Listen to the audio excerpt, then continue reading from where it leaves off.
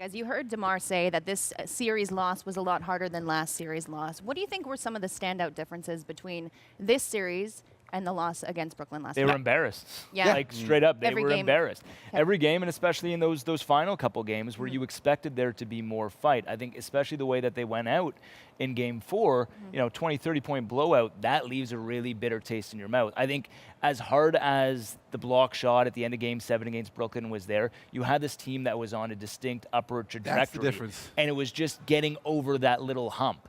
Here, all of a sudden, you kind of take a pause and you're like, okay, well, where are we? Where do we go from There was here? a definite What happened to hiccup. us, There was yeah. a definite hiccup. And you see that they took it on the chin when Paul Pierce started talking to them. As opposed to thinking about the Wizards, they thought about Paul Pierce. And I thought that was a mistake right out the gate. So I think what makes this loss worse than last year's is last year when you go into summer, you're thinking about one play. What could we have done on that one play? Guys were in the wrong position, blah, blah, blah, blah, blah.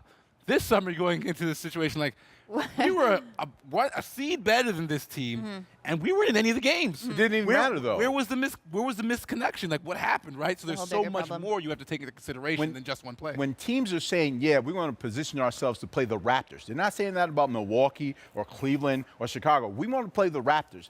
They don't believe that what you did last year was solid.